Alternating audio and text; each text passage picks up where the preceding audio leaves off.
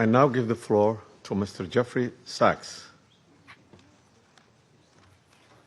Mr. President, distinguished members of the Security Council, the issue before the Council today is not the character of the government of Venezuela. The issue is whether any member state, by force, coercion, or economic strangulation, has the right to determine Venezuela's political future or to exercise control over its affairs.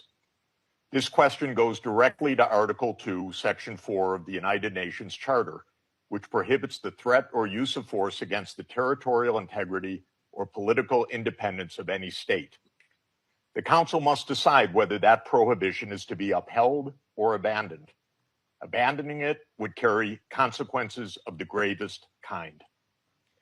Let me offer some background. Since 1947, the United States foreign policy has repeatedly employed force, covert action, and political manipulation to bring about regime change in other countries. This is a matter of carefully documented historical record.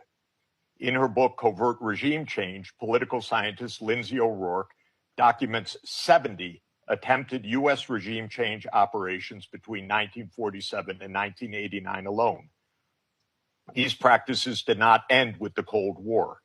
Since 1989, major United States regime change operations undertaken without authorization by the Security Council have included, among the most consequential, Iraq 2003, Libya 2011, Syria beginning in 2011, Honduras 2009, Ukraine 2014, and Venezuela from 2002 onward. The methods employed are well established and well documented. They include open warfare, covert intelligence operations, instigation of unrest, support for armed groups, manipulation of mass and social media, bribery of military and civilian officials, targeted assassinations, false flag operations, and economic warfare. These measures are illegal under the UN Charter, and they typically result in ongoing violence, lethal conflict, political instability, and deep suffering of the civilian population. The recent U.S. record with respect to Venezuela is also clear. In April 2002, the U.S. knew of and approved an attempted coup against the government. In the 2010s, the United States funded civil society groups actively engaged in anti-government protests. When the government cracked down on the protests, the U.S. followed with a series of sanctions. In 2015, President Barack Obama declared Venezuela to be, and I quote, an unusual and extraordinary threat to the national security and foreign policy of the United States. In 2017, at a dinner with Latin American leaders on the margin of the UN General Assembly, President Trump openly discussed the option of the U.S. invading Venezuela to overthrow the government. During 2017 to 2020, the United States imposed sweeping sanctions on the state oil company PDVSA. Oil production fell by 75% from 2016 to 2020, and the real GDP per capita declined by 62%. The UN General Assembly has repeatedly voted overwhelmingly against such unilateral coercive measures. Under international law, only the Security Council has the authority to impose such measures.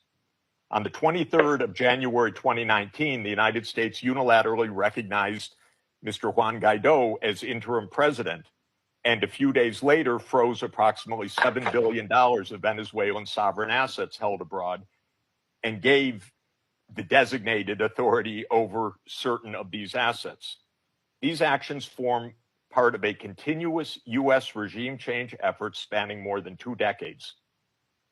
In the past year, the United States has carried out bombing operations in 7 countries, none of which were authorized by the UN Security Council, and none of which were undertaken in lawful self-defense under the Charter. The targeted countries include Iran, Iraq, Nigeria, Somalia, Syria, Yemen, and now Venezuela. In the past month, President Trump has issued direct threats against 6 UN member states, including Colombia, Denmark, Iran, Mexico, Nigeria, and of course, Venezuela. Members of the Council are not called upon to judge Nicolas Maduro. They are not called upon to assess whether the recent U.S. attack and ongoing naval quarantine results in freedom or in subjugation. Members of the Council are called upon to defend international law, and specifically the UN Charter. The realist school of international relations, articulated most brilliantly by John Mearsheimer, accurately describes the condition of international anarchy as the tragedy of great power politics. Realism is therefore a description, not a solution for peace. Its own conclusion is that anarchy leads to tragedy. In the aftermath of World War I, the League of Nations was created to end the tragedy through the application of international law. Yet the world's leading nations failed to defend international law in the 1930s, leading to renewed global war. The United Nations emerged from that catastrophe as humanity's second great effort to place international law above international anarchy.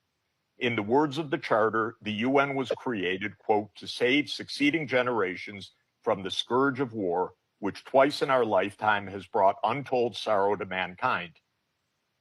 Given that we are in the nuclear age, failure cannot be repeated. Humanity would perish. There would be no third chance. To fulfill its responsibilities under the Charter, the Security Council should immediately affirm the following actions. The United States shall immediately cease and desist from all explicit and implicit threats or use of force against Venezuela.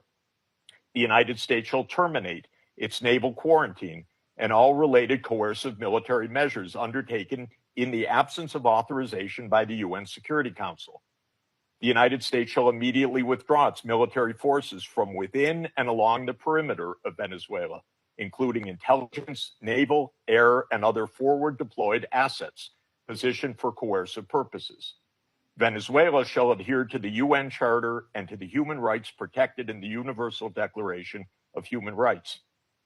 The Secretary General, I recommend, should immediately appoint a special envoy mandated to engage relevant Venezuelan and international stakeholders and to report back to the Security Council within 14 days with recommendations consistent with the Charter, and the Security Council should remain urgently seized of this matter.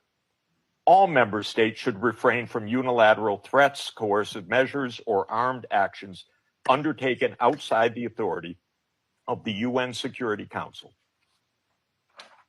In closing, Mr. President and distinguished members of the Council, peace and the survival of humanity depend on whether the United Nations Charter remains a living instrument of international law or is allowed to wither into irrelevance. That is the choice before this Council today. Thank you very much. I thank Mr. Sachs for his briefings and now give the floor to Ms. Mercedes de Freitas.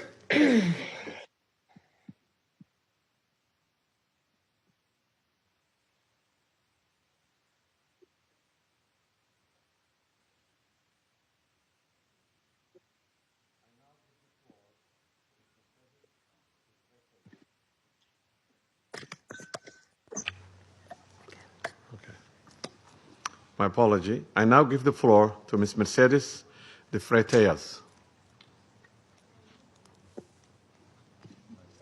Good morning. I speak in Spanish.